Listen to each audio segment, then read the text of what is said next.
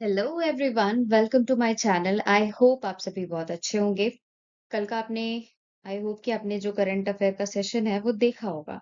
So let's start with today's current affair. सबसे पहली जो न्यूज़ है वो बॉन्डेड लेबर के बारे में, यानी कि बंधुआ मजदूर। भारत में जो बॉन्डेड लेबर है यानी कि जो फोर्स्ड लेबर है उसका क्या क्राइटेरिया है और क्या स्टेटस है उसके बारे में जानेंगे। हमने अभी रिसेंटली सेलिब्रेट किया था इंटरनेशनल लेबर डे। आप सभी को याद होगा 1 को, जो कि हमने लास्ट वाले लेक्चर में कवर अप किया था। तो ये कहा गया है कि जो फोर्स्ड लेबर है इंडिया में, वो क्यों लोग करते हैं? वो इसलिए करते हैं क्योंकि काफ़ी ज़्यादा उनके ऊपर कर्ज़ हो जाता है, जिसकी वजह से वो ये काम उनको ना चाहते हुए भी करना पड़ता है, या किसी से इन्होंने अगर एक्स्ट्रा पैसे ले लिए हैं, तो उसके बदले में इन्हें एक्स्ट्रा काम करना पड़ता है। तो ये होता है कुछ बंधुआ मज़दूरी की कुछ क्राइटेरियाज़। हमारे यहाँ के कॉन्स्टिट्यूशन के आर्टिकल नंबर 23 में ये कहा गया है कि फोर्स्ड लेबर इज़ प्रोहिबिटेड। मतलब आपको किसी से भी ज़ोर ज़बरदस्ती से काम नहीं करवाना है। And the second thing is article 21, जो कि right to life with dignity की बात करता है। तो अगर हम किसी से भी फोर्स्ड लेबर कराते हैं तो डेफिनिटली ये दोनों ही राइट्स उसकी वॉयलेट होती हैं। हमारे यहाँ जो मिनिस्ट्री काम करती है for the preservation, ministry of labour and employment, इन्होंने बोला था कि 84 करोड़ लोग ऐसे हैं जो कि बॉन्डेड लेबर के अंडर में फंसे हुए हैं। मतलब उन्हें ज़बरदस्ती ना चाहते हुए भी काम करना पड़ता है।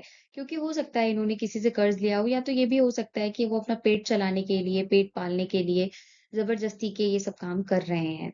स्पेशली ये देखा गया है कि जो दलित्स होते हैं और जो आदिवासी होते हैं, इनका प्रोपोर्शन बॉन्डेड लेबर के क्राइटेरिया में बहुत ज़्यादा है।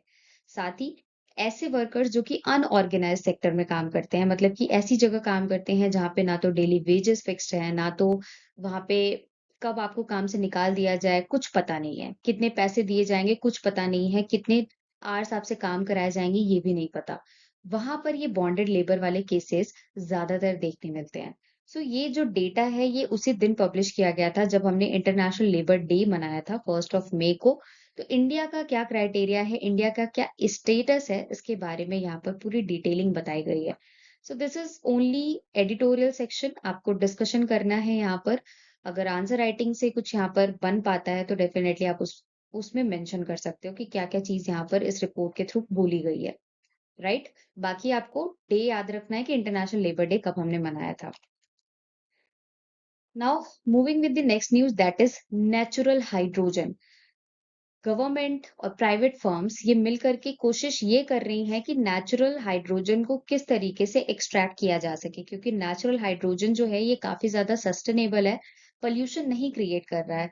तो अगर ये एक्सट्रैक्ट हो जाता है, इसके माइंस कहीं पर मिल जाते हैं, तो काफी लो कॉस्ट और जीरो एमिशन पे एनर्जी को डेवलप किया जा सकेगा। यहाँ पे मैंने जो इमेज लगाई है इसमें 5 टाइप के आपको हाइड्रोजन देखने मिल रहे हैं। फर्स्ट इज ग्रीन हाइड्रोजन, जो कि इलेक्ट्रिसिटी, रिन्यूएबल रिसोर्स ये सब चीज़ों में यूज़ किया जाता है। दूसरा होता है ब्लू हाइड्रोजन, जिसका प्रोडक्शन नेचुरल गैस जैसे स्टीम्स वगैरह के थ्रू नहीं, नेचुरल गैस प्रोड्यूस करते हैं, उनमें ब्लू हाइड्रोजन प्रेज़ेंट होता है। टर्कोइश हाइड्रोजन, ये प्रोड्यूस होता है using natural gas via pyrolysis. इसमें क्या करते हैं, मीथेन में से हाइड्रोजन को सेपरेट किया जाता है, वहां से टर्कोइश हाइड्रोजन जनरेट होता है। Fourth one is grey hydrogen, ये प्रोड्यूस होता है using natural gas via steam reformation, but with no carbon capture and storage. इसके थ्रू कार्बन को ना तो कैप्चर किया जाता है ना तो स्टोर किया जाता है। यहाँ से जो हाइड्रोजन एक्सट्रैक्ट होता है that is grey hydrogen. And the fifth one is brown hydrogen, ये प्रोड्यूस किया जाता है using coal instead of natural gas, but with no carbon capture. यहाँ पर भी कार्बन का कोई कैप्चरिंग नहीं होता है। तो ओवरऑल जो नेचुरल हाइड्रोजन यहाँ पर एक्सट्रैक्ट करने की बात की जा रही है वो इसलिए की जा रही है ताकि हम एनवायरनमेंट को पोल्यूशन फ्री बना सके। रिसेंटली अभी आप सभी ने न्यूज में देखा होगा कि जो फ्रांस का मोजेल रीजन था, वहां पर नेचुरल हाइड्रोजन के भंडार पाए गए थे। नेचुरल हाइड्रोजन का मतलब क्या है, फ्री मॉलिक्यूलर, ये जो H2 के फॉर्म में हमें मिलता है वही हमें चाहिए। ये नेचुरली अंडरग्राउंड में मिल जाता है। इससे क्या होता है, ये क्लीन बर्निंग वाला गैस है, मतलब कि इससे किसी भी टाइप की हार्मफुल गैसेस रिलीज नहीं होती है, तो हमारा एटमॉस्फेयर बिल्कुल क्लीन, नॉन पोल्यूटेड रहेगा। रिन्यूएबल एनर्जी जनरेट करेंगे तो और ज्यादा फायदा होगा। हाइड्रोजन गैसेस से हमने देखा है कि हाइड्रोजन ट्रेनें चलाई गई हैं, हाइड्रोजन बसेस चलाई गई हैं, ऑलरेडी ये सब चीजें चल रही हैं।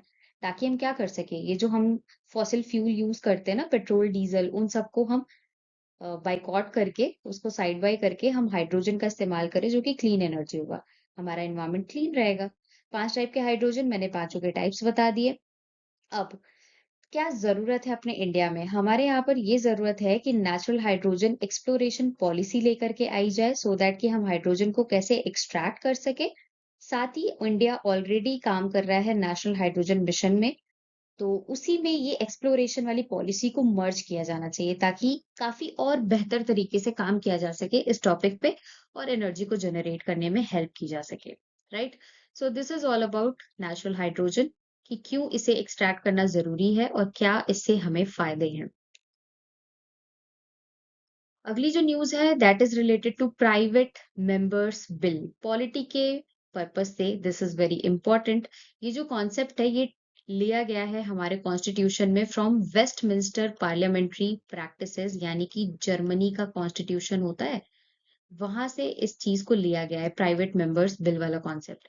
तो होता क्या है, प्राइवेट मेंबर बिल आखिर है क्या? ऐसे एमपीज़ जो कि मिनिस्टर नहीं है, एमपीज़ मतलब वो मेंबर ऑफ पार्लियामेंट तो ज़रूर है, पर वो कोई मिनिस्टर नहीं है। उन्हें भी ये अधिकार है कि वो कोई भी बिल इंट्रोड्यूस कर सकते हैं इंडिपेंडेंटली, राइट? हो क्या रहा है, ये क्यों न्यूज़ में आया? क्योंकि प्राइवेट मेंबर के जो बिल हैं, इन्हें इग्नोर ज़्यादा किया जा रहा है अपने इंडिया में, अपने पार्लियामेंट में। अगर हम 17th लोकसभा की बात करें, 2019 से लेकर के 2024 वाला जो सेशन था, टोटल 729 प्राइवेट मेंबर बिल जो है इंट्रोड्यूस किए गए थे लोकसभा में, वहीं 705 बिल्स को इंट्रोड्यूस किया गया था राज्यसभा में। लेकिन इनमें से केवल 2 के बारे में डिस्कशन किया गया लोकसभा में, और 14 के बारे में डिस्कशन किया गया राज्यसभा में। तो अब आप सोच लो कितना ज़्यादा नेग्लेक्ट किया जा रहा है इस प्राइवेट मेंबर्स बिल को, राइट? साथ ही और क्या बोला गया है, अगर हम वहीं 18th लोकसभा की बात करें, जो कि अभी तक कंटिन्यूड है, केवल 20 एमपीज़ ऐसे हैं जिन्होंने प्राइवेट मेंबर बिल को रिप्रेजेंट किया है, इंट्रोड्यूस किया है, और उनमें से भी जो 64 हैं, वो तब इंट्रोड्यूस किए गए थे जब इस सेशन का 18th लोकसभा के सेशन की शुरुआत हुई थी, बजट सेशन के टाइम पे।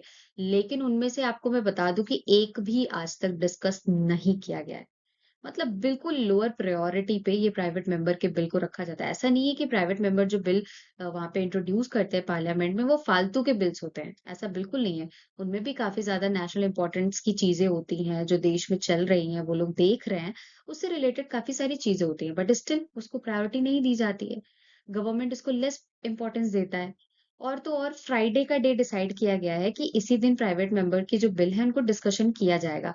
और ये सिनेरियो है पार्लियामेंट का कि वीकेंड आते-आते पार्लियामेंट में लोग होते ही नहीं है, लोगों की अटेंडेंस ही कम हो जाती है। कोरम आप सभी को पता होगा, कोरम मतलब मिनिमम इतने लोग प्रेजेंट होने चाहिए लोकसभा या राज्यसभा में, जिसके थ्रू हम डिस्कशंस स्टार्ट कर सके किसी भी बिल पर। पर इतने लोग फ्राइडे तक आते-आते प्रेजेंट होते ही नहीं है, छुट्टी मार लेते हैं वीकेंड्स मनाने के लिए। तो इस वजह से भी प्राइवेट मेंबर के जो बिल हैं, इनको बिल्कुल नेग्लेक्ट कर दिया जाता है। तो ऐसा नहीं किया जाए, इसकी वजह से ये रिपोर्ट पब्लिश की है, इसको हाइलाइट किया गया है कि प्राइवेट मेंबर बिल को भी डिस्कस किया जाना चाहिए। हमें फ्राइडे से हटा करके डे जो मिड का डे होता है, लाइक वेडनेसडे, ये सब जो स्टार्टिंग वाले डे होते हैं, इनको चूज़ किया जाना चाहिए, ताकि उस दिन अटेंडेंस काफ़ी अच्छी रहती है। तो इस बिल को डिस्कशन करा जा सकता है, और अगर चाहें तो 1-2 घंटे पार्लियामेंट्री आवर्स को बढ़ाया भी जा सकता है, कि हमें स्पेशली इन मेंबर के जो बिल्स हैं, इनको डिस्कस करना है। बट ऐसा होता नहीं है अपने इंडिया में। ये तो कुछ सुझाव हैं कि ऐसे किए जाने चाहिए, ताकि इन्हें कम इग्नोर किया जाए। अगर हम यूनाइटेड किंगडम की बात करें, तो वहाँ पर 10 मिनट रूल को फॉलो किया जाता है। वहाँ पे कोई भी एमपी बिल इंट्रोड्यूस कर सकता है, उसे 10 मिनट का टाइम दिया जाएगा, उसको स्पीच देनी होगी रिगार्डिंग दैट पर्टिकुलर बिल, और जो दूसरा एमपी वहाँ पर प्रेज़ेंट होगा, वो उसे अपोज़ कर सकता है। अगर दूसरी तरफ हम कनाडा और न्यूज़ीलैंड की बात करें, तो यहाँ पर प्राइवेट मेंबर बिल को इंट्रोड्यूस किया जाता है बाय यूजिंग बैलेट पेपर। तो ये सब कुछ दूसरे देशों के सिनेरियोज़ हैं कि वहाँ पर किस तरीके से प्राइवेट मेंबर के बिल को ट्रीट किया जाता है, और अपने इंडिया में कैसे ट्रीट किया जाता है, राइट? तो कुछ सजेशंस यही हैं कि डे को या तो चेंज करा जाए, या तो स्पेशली 1-2 घंटे डेली के सेशन में ऐड ऑन किया जाए, कि प्राइवेट मेंबर के बिल को शुरू में ही डिस्कस कर लिया जाए, ताकि बाद में कोई जा ना पाए, है कि नहीं? लोग चले जाते हैं छोड़ करके सेशन या तो एब्सेंट हो जाते हैं। तो इस तरीके की वजह से ये प्राइवेट मेंबर बिल जो है डिस्कस नहीं हो पाता।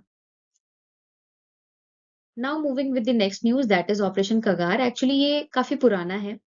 ये एक इंसर्जेंसी कैंपेन था। नक्सलाइट एरियाज़ में लॉन्च किया गया था छत्तीसगढ़ और तेलंगाना के बॉर्डर वाले रीजन में। तो अगर हम दूसरे शब्दों में इसको कहें तो ये है एंटी नक्सल मिलिट्री कैंपेन। इसे जनवरी 2024 में लॉन्च किया गया था। लेकिन अब क्या हुआ है, अब इन्होंने जो लास्ट वाला नक्सल स्ट्रॉन्गहोल्ड बचा था, उसको भी पूरी तरीके से फिनिश कर दिया है। दैट्स व्हाई ये फिर से न्यूज़ में आया है। मतलब ये ऑपरेशन सक्सेसफुल रहा, राइट?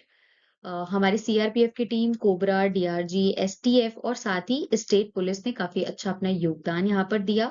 ड्रोन्स की हेल्प ली गई, एआई को यूज़ किया गया और सैटेलाइट्स की मदद से ये जो पूरा नक्सलाइट वाला एरिया था, उसको क्लीन कर दिया गया है।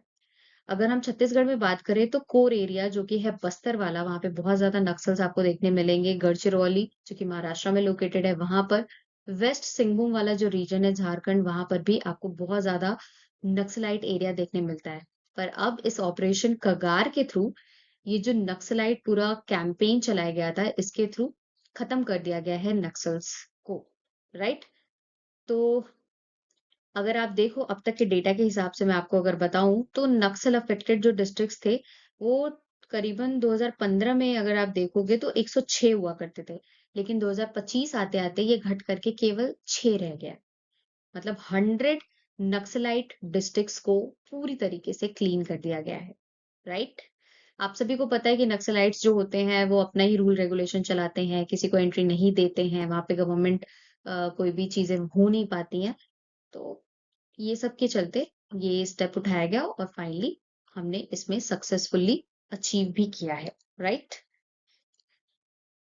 बढ़ते अगली न्यूज़ की तरफ दैट इज़ वेरी इंपोर्टेंट। हमारे प्राइम मिनिस्टर नरेंद्र मोदी जी को रशिया के प्रेसिडेंट व्लादिमीर पुतिन जी ने इनवाइट किया था फॉर विक्ट्री डे परेड।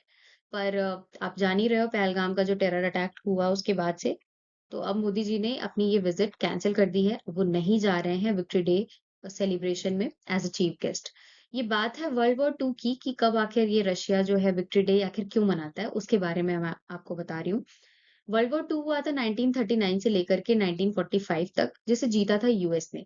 इसमें हारा कौन था? इसमें हारा था जापान ने।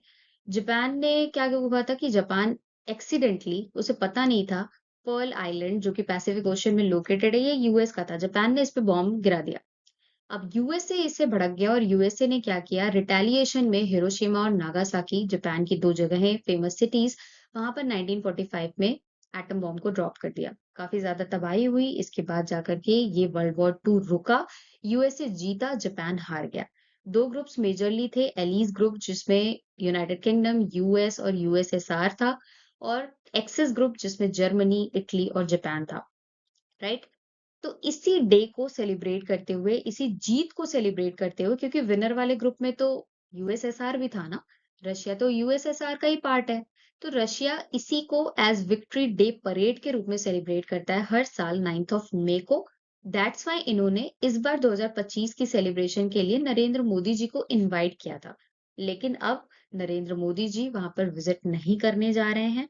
ये हो गया उसका बैकग्राउंड क्यों सेलिब्रेट करता है और मोदी जी को इनवाइट किया गया था बट मोदी जी अब नहीं जा रहे हैं, right?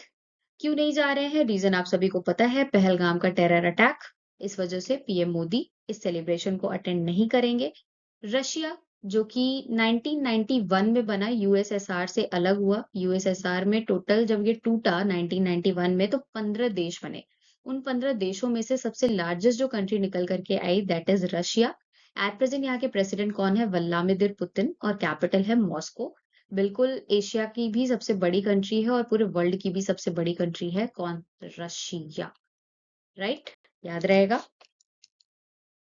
Now moving with the next news that is related to a project जिसका नाम है कुइपर। अमेज़न जो कि कंपनी है जेफ बेज़ोस की, आप सभी को पता है। ब्लू ओरिजिन भी इन्हीं की कंपनी है जेफ बेज़ोस की, जो कि स्पेस टूरिज़्म में काफ़ी ज़्यादा अपना कंट्रीब्यूशन दे रहा है, लोगों को स्पेस में घुमाने लेके जा रहा है। आप सभी ने अभी मैंने पढ़ाया भी था कि 8 मिनट की विज़िट के लिए ये लोग लेकर के जाते हैं स्पेस में, घुमा करके फिर वापस ले आते हैं। ये जो ब्लू ओरिजिन वाली है ना? तो इन्हीं अमेज़न ने लॉन्च किया है प्रोजेक्ट कुइपर। इसलिए लॉन्च किया है ताकि रूरल एरियाज़ में लोगों को इंटरनेट की कनेक्टिविटी प्रोवाइड की जा सके। किस रॉकेट की हेल्प से लॉन्च किया गया है? तो रॉकेट का नाम है एटलस। टोटल 3236 सैटेलाइट को ये लोग सेटअप करेंगे अर्थ के ऊपर लो अर्थ ऑर्बिट में, ताकि अच्छी खासी इंटरनेट की कनेक्टिविटी प्रोवाइड की जा सके रूरल एरिया में रहने वाले लोगों के लिए। ऐसा ही मिशन एलन मस्क ने भी किया हुआ है। ऐसा ही स्टारलिंक प्रोजेक्ट इन्होंने लॉन्च किया था, जिसके थ्रू इन्होंने 6000 सैटेलाइट्स को सेटअप किया हुआ है, जिसके थ्रू अभी जियो और एयरटेल ने भी अपना अपना एक कनेक्शन यहाँ से लिया हुआ है स्टारलिंक प्रोजेक्ट के थ्रू, ताकि नेटवर्क की कनेक्टिविटी को और बेहतर किया जा सके। राइट, तो प्रोजेक्ट कुइपर है क्या? किसने लॉन्च किया था? अमेज़न के द्वारा इंटरनेट की कनेक्टिविटी प्रोवाइड करने के लिए। कितने सैटेलाइट्स को ये लोग लॉन्च करेंगे, टोटल सेटअप करेंगे 3236, ये आपको याद रखना है। कंपटीशन भाई एक ही बंदा क्यों रहे कंपटीशन में, है कि नहीं? एलन मस्क अकेले पूरा स्टारलिंक प्रोजेक्ट को संभाल रहे हैं, हर जगह कनेक्टिविटी प्रोवाइड कर रहे हैं, तो कोई और भी तो आए, ताकि थोड़ा कंपटीशन बढ़े। तो अमेज़न ने एंट्री मार ली है, अमेज़न भी अब इंटरनेट की कनेक्टिविटी को प्रोवाइड करने का काम करेगा। Now next news is related to Raghuji Bhosle first. Nagpur Bhosle dynasty, जो कि महाराष्ट्र की डायनेस्टी है, 1730 में बनी थी। रघुजी भोसले उस डायनेस्टी के फाउंडर हैं। ब्रिटिशर्स के साथ इनका एक युद्ध भी हुआ था, बैटल ऑफ सीता बुल्दी, ये आपको याद रखना है। जिसके बाद ब्रिटिशर्स ने इसमें जीत दर्ज की, और इसके बाद ब्रिटिशर्स ने 1817 में पूरे नागपुर वाले रीजन में लूट मचाया। लूट मचाने के बाद ये भोसले जी की तलवार है, जो कि मुल्हेरी स्टाइल की तलवार है। इसे ये लोग लूट करके यहाँ से उठा ले गए। अपने साथ ले जा करके इन्होंने कहाँ पर इसे रख दिया? म्यूजियम ऑफ लंदन में। और अब यही तलवार, जिसका ऑक्शन किया है भारत ने 47.15 लाख करोड़ रुपीस में, सोचो अपनी चीज ऑक्शन करके वापस हम लेकर के आ रहे हैं अपने यहाँ पर। और अब इतने रुपए में इसे खरीद करके वापस लेकर के महाराष्ट्र आया जा रहा है। दैट्स व्हाई ये न्यूज़ में आया है। तो इसका बैकग्राउंड मैंने आपको बता दिया कि किससे ये रिलेटेड है। और ये जो लूट वाला पूरा किस्सा हुआ था, ये अलेक्जेंडर कैम्पबेल के टाइम पर हुआ था, जब ये गवर्नर जनरल थे, 1817 के टाइम पे। और मेन जो सेंटर था जहाँ पर लूट मचाई गई थी ब्रिटिशर्स के द्वारा, दैट वाज़ नागपुर। याद रहेगा? ऐसा पहली बार नहीं है कि ये तलवार लेकर के आया गया है। इसके पहले आप सभी ने पढ़ा था वाघ नख के बारे में, शिवाजी का, वो भी वापस लेके आया गया था। So next news is related to special 301 report. USA ने ये रिपोर्ट अभी हाल ही में पब्लिश की है, और इंडिया को रखा है, फिर से ऐड किया है प्रायोरिटी वॉच लिस्ट में। 2025 में ये रिपोर्ट पब्लिश हुई। एनुअल रिपोर्ट है। इसे पब्लिश करता है यूएस ट्रेड एंड रिप्रेजेंटेटिव, जिसे हम शॉर्टकट में यूएसटीआर कहते हैं। इस रिपोर्ट को पहली बार पब्लिश किया गया था 1989 में। इसलिए पब्लिश किया जाता है यूएसए के द्वारा ये रिपोर्ट, ताकि उन कंट्रीज को आइडेंटिफाई किया जा सके जो कि इंटेलेक्चुअल प्रॉपर्टी राइट को वॉयलेट कर रहे हैं।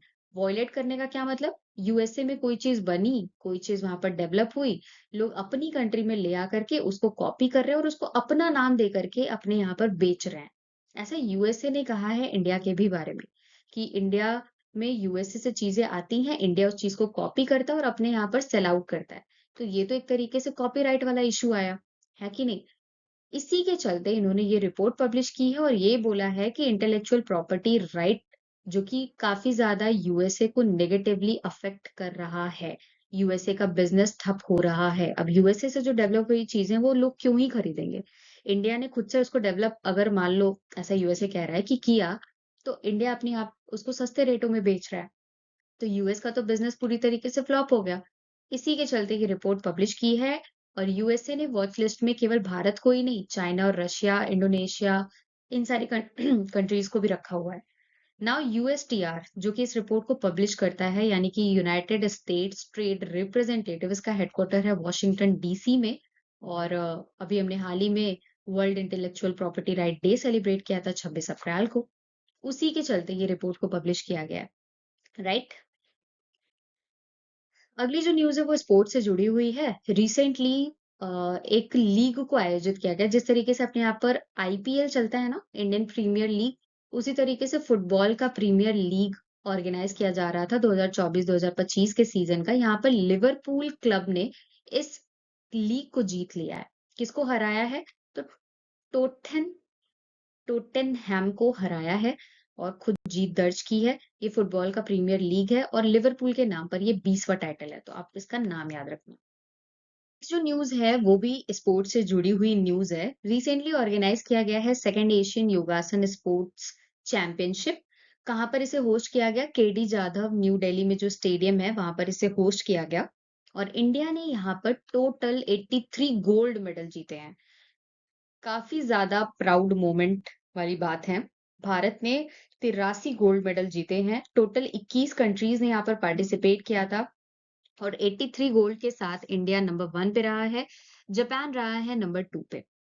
कब इसे कंक्लूड किया गया? 27th ऑफ अप्रैल को। तो बस आप इतना याद रखना कि इसे कहाँ पर होस्ट किया गया, भारत ने कितने मेडल जीते और भारत की रैंकिंग फर्स्ट रही है। अगली ये भी स्पोर्ट्स से जुड़ी हुई न्यूज़ है। ऑस्ट्रेलिया के एक ड्राइवर जिनका नाम है ऑस्कर पियास्ट्री, इन्होंने जीत लिया है सऊदी अरेबिया का ग्रैंड प्रिक्स, राइट? कौन सा ग्रैंड प्रिक्स? सऊदी अरेबिया का ग्रैंड प्रिक्स जीता है और ये कहाँ पर होस्ट किया जा रहा था? जेद्दा में, जो कि सऊदी अरेबिया में लोकेटेड है और इन्होंने हराया किसको है? मैक्स वर्स्टेपन को। यूजुअली आप इनका नाम जीतने में सुनते रहे होंगे, है ना? बट इन्होंने इस ग्रैंड प्रिक्स में ये सेकंड पोजीशन पे आए और पियास्ट्री का ये 2025 सीजन का थर्ड विन है, right? Next news is related to world press freedom day. ये जो प्रेस फ्रीडम डे है, ये हर साल 3 मई को सेलिब्रेट किया जाता है। यूनेस्को और यूएन दोनों मिलकर के इस दिवस को सेलिब्रेट करते हैं। कौन से देश का प्रेस यानी मीडिया कितना ज़्यादा फ्री है, कितना ज़्यादा फ्रीडम है उसको रियलिटी दिखाने की, ये उसकी रैंकिंग को बताता है। हमारे यहाँ आर्टिकल 19 का क्लॉज़ नंबर 1 है, जो कि ये बोलता है freedom of expression and speech के बारे में। साथ ही इसी ओकेजन पे प्रेस फ्रीडम रिपोर्ट को भी पब्लिश किया गया। इसे पब्लिश करता है reporters without border. Total 180 countries को इसके अंडर में रखा गया और भारत की रैंकिंग है इस बार 2025 में 151, जो कि काफी वेरी सीरियस की कैटेगरी में रखा गया। आप सभी को पता है कि इंडिया की मीडिया क्या दिखाती है। मैं तो अगर आपको रियलिटी बताऊं तो न्यूज़ चैनल्स मैं कभी देखती नहीं, स्पेशली वो सेशन जिसमें डिबेट हो रहे होते हैं। डिबेट कम, लड़ाई ज़्यादा हो रही होती है कि नहीं? इसलिए मैं वो न्यूज़ चैनल्स तो कभी देखती नहीं और अपने काम की वो रहते भी नहीं है। हमारे कॉम्पिटिशन में क्या पूछे जाते हैं? हमारे कॉम्पिटिशन में ये सारी चीज़ें पूछी जाती हैं, ना कि वो जो न्यूज़ चैनल्स दिखा रहे हैं, हमारे इंडिया के, राइट? तो इंडिया की जो प्रेस है, मीडिया वो कितनी फ्री है, आप इस रैंकिंग से अंदाज़ा लगा सकते हो कि 180 कंट्रीज़ में से 151 पे इंडिया है। 2024 में 159 इसकी रैंक थी और 2023 में 161 थी। नंबर 1 पे कौन रहा है? नॉर्वे। नंबर 2 पे रहा है एस्टोनिया। पाकिस्तान की अगर जानने की इच्छा हो रैंकिंग तो आप जान सकते हो, 158 पे पाकिस्तान है, चाइना है 171 पे। थीम क्या रखी गई? This is very important, reporting in the brave new world. ये थीम रखी गई है 2025 के वर्ल्ड प्रेस फ्रीडम डे की। So this is all about today's current affair. I hope आप सभी को पसंद आया होगा। पसंद आया तो सेशन को लाइक करें, चैनल को सब्सक्राइब करें और मेरे साथ इस सेशन में बने रहें। डेली करंट अफेयर्स जो मैं आपको कवर अप कराती हूँ, शॉर्ट्स वगैरह आप देखा करो। उसमें भी इंपॉर्टेंट न्यूज़ेज़ ही होती है जो करंट अफेयर में चल रही होती हैं, right? So that's it. I hope आप सभी को पसंद आएगा। सो मिलते हैं कल के सेशन में, तब तक के लिए थैंक्स फॉर वॉचिंग।